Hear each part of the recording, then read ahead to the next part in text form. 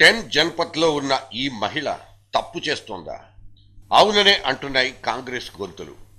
ఆమె ఆలోచనలు, విధానాలు చూస్తుంటే ఆ పార్టీ ఇక ఎక్కువ కాలం మనగలదా అన్నది పార్టీ పెద్దల్ని తొలుస్తున్న తాజా ప్రశ్న.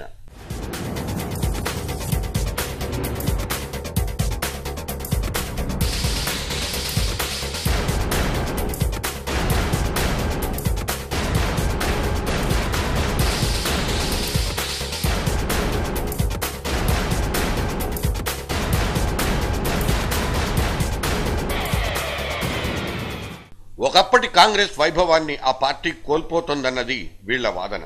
సంకీర్ణంతోనే 2 సార్లు అధికారంలోకి వచ్చిన కాంగ్రెస్ రాష్ట్రాల్లో తన పార్టీ స్థాయిని పెంచుకోవడానికి బదులు తన నిరంకుశత్వపు ధోరణితో స్థానిక నాయకత్వాన్ని నీరుగార్చేసి బలహీన పడిపోవడానికి తానే కారణమవుతోందనే విమర్శలు జోరందుకున్నాయి. ఇందిరమ్మ హయాంలో స్థానిక నాయకత్వాన్ని ఎదగనీయకుండా ముఠా తత్వాల్ని ప్రోత్సహించి పప్పెట్లను మాత్రమే ఇక్కడ ముఖ్యమంత్రులుగా నియమించే సంస్కృతి చెల్లుబాటు అయింది. కానీ ఇప్పుడు ఆ పరిస్థితి పూర్తిగా మారింది. ప్రాంతీయ పార్టీల కాలంలో కూడా ఇంకా సీల్డ్ కవర్ సంస్కృతిని కొనసాగించడం ఏమిటన్నది విమర్శ.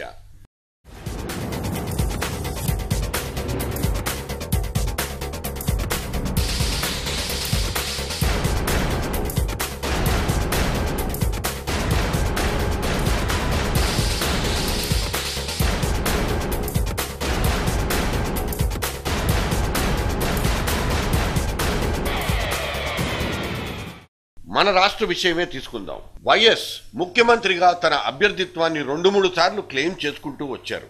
విజయభాస్కర్ రెడ్డి, నేదురుమల్లి జనార్దన్ రెడ్డి, ఆ పైన చెన్నారెడ్డి వంటి వాళ్లు లెజిస్లేచర్ పార్టీ లీడర్లుగా ఎంపికైనప్పుడల్లా వైఎస్ ప్రతిపాదన ముందుకొచ్చి వెనక్కెళ్లిపోయింది. ఢిల్లీ నుంచి వచ్చిన దూతలు విప్పిన సీల్డ్ కవర్లో ఆయన పేరు లేకపోవడం ఆయనతో పాటు ఆయన అనుచరుల్ని కూడా తీవ్రంగా నిరాశ నిస్పృహల్లోకి నెట్టేసింది. అప్పట్లో వైఎస్ ని యంగ్ టర్క్ గా చూసిన అధిష్టానం ఒకసారి పిసిసి అధ్యక్ష పదవి కట్టబెట్టిన ముఖ్యమంత్రి పదవికి మాత్రం దూరం నెట్టేసింది. అతన్ని ఒక డిసిడెంట్ లీడర్ గా మాత్రమే పరిగణించేది. ఇక తన సత్తా ఏమిటో చూపించాలన్న నిర్ణయానికి వచ్చిన వైఎస్ 2003లో పాదయాత్ర మొదలుపెట్టారు. రాష్ట్రంలో ప్రకంపనలు సృష్టించిన ఆ యాత్రని దాదాపు రాజమండ్రి వెళ్లే వరకు అధిష్టానం అంతగా పట్టించుకోలేదు. వైఎస్ ను ఒక పవర్ఫుల్ లీడర్ గా గుర్తించడానికి చాలా ఇబ్బంది పడిపోయింది. ఇదే కాంగ్రెస్ అధిష్టానం చేసిన తప్పు.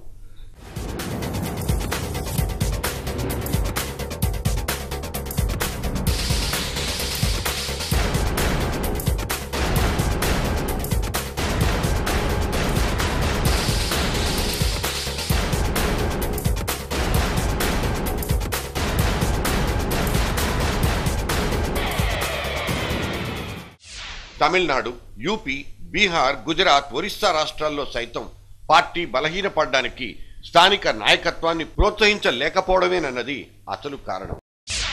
ఇక ఈ రాష్ట్రాలతో పాటు ఆంధ్రప్రదేశ్ను కూడా కలుపుకుంటే మొత్తం 207 లోక్సభ స్థానాలు, 543 స్థానాల్లో 207 స్థానాలంటే ఆషామాషీ కాదన్న విషయం తెలిసి కూడా ఆయా రాష్ట్రాల్లో పార్టీ పటిష్టత కోసం ఏమాత్రం వ్యూహాత్మకంగా పనిచేయలేకపోవడం స్పష్టంగా కనిపిస్తుంది.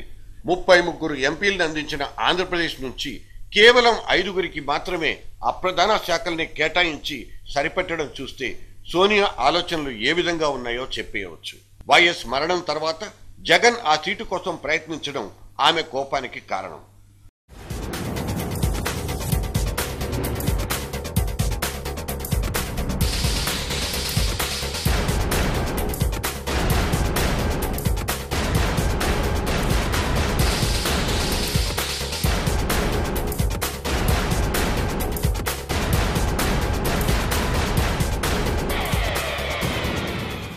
జగన్ వయస్సు, అనుభవం సరిపోదనో లేక అతను సంపాదించిన ఆస్తిపాస్తులో కొన్ని కారణాలతో అతన్ని ఆ పదవిలో కూర్చోబెట్టడానికి సోనియా ఇష్టపడలేదు. అలా అని అతన్ని పార్టీ నుంచి వెంటనే బహిష్కరించనూ లేదు. ఇక జగన్ కూడా వ్యూహాత్మకంగా వ్యవహరించి తన షో ఆఫ్ స్ట్రెంగ్త్ ను చూపించడానికి ఓదార్పు యాత్రను ఎంపిక చేసుకున్నారు. ఈ పార్టీలో ఉన్నంత కాలం తనకు ముఖ్యమంత్రి అయ్యే అవకాశం దక్కదనే నిర్ణయానికి వచ్చిన తర్వాతే కొత్త పార్టీ ఆలోచన చేశాడు జగన్. ఇక కడప ఎన్నికల ఫలితాలు వచ్చిన తర్వాత కూడా జగన్ ని కాంగ్రెస్ అధిష్టానం ఒక బలమైన నాయకుడిగా గుర్తించడానికి ఇష్టపడలేదు.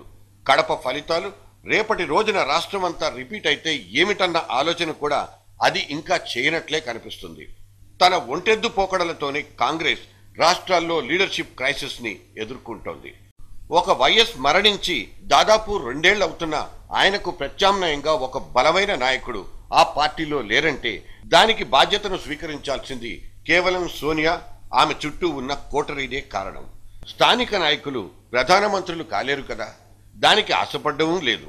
వాళ్ళు ఆశించేది కేవలం ముఖ్యమంత్రి పదవే కదా, దాంట్లో తప్పేముందన్నది కొంతమంది సీనియర్ల వాదన. జగన్ లాంటి వాళ్ళు తమకు ఆ పార్టీలో భవిష్యత్తు లేదనుకునే స్థాయికి చేరుకోవడానికి కూడా సోనియానే బాధ్యురాలని చెప్పాల్సి వస్తుంది. వారిద్దరి మధ్య 1-2 సార్లు ముఖాముఖి సమావేశాలు జరిగినప్పుడు ఆమె జగన్ పట్ల సానుకూలంగా వ్యవహరించలేకపోవడం మూలంగానే పరిస్థితి చేయి దాటిపోయిందన్న వ్యాఖ్యానాలు వినిపించాయి. ఇదేదో జగన్ ని సమర్థించే ప్రయత్నం కాదు. కాంగ్రెస్ అధిష్టానం స్థానిక నాయకత్వాన్ని ప్రోత్సహించకుండా ఇవాళ ఒక లీడర్షిప్ క్రైసిస్ లో కూరుకుపోవడానికి కారణమని చెప్పే ప్రయత్నం మాత్రమే.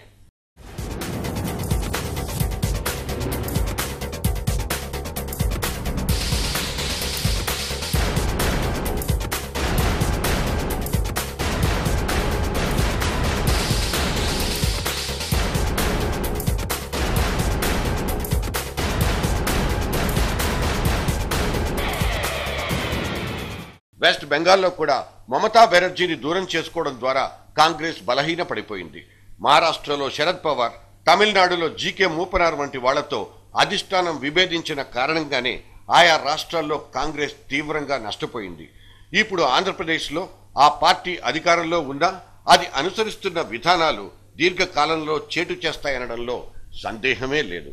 బొత్స, కిరణ్ రాజనరసింహాల కాంబినేషన్ ఇచ్చే ఫలితాలు ఎలా ఉంటాయో ఇప్పుడే చెప్పడం కష్టం. ఒక చిరంజీవి లాంటి వాళ్లను పార్టీలో విలీనం చేసుకోవడం మూలంగా 2009లో ఆయనకొచ్చిన 18% ఓట్లను ఈసారి ఎలక్షన్లలో కూడా రాబట్టుకోవచ్చని ఆ పార్టీ ఆలోచించడంలోనే దాని అవివేకం కనిపిస్తోంది. అహంభావమో, దూరదృష్టి లేకపోవడమో, అవివేకమో గాని తన కొమ్మల్ని తానే నరుక్కునే పనిలో కాంగ్రెస్ అధిష్టానం ఇప్పుడు యమ బిజీగా ఉంటోంది. గొడ్డలకేం తక్కువ లేదు.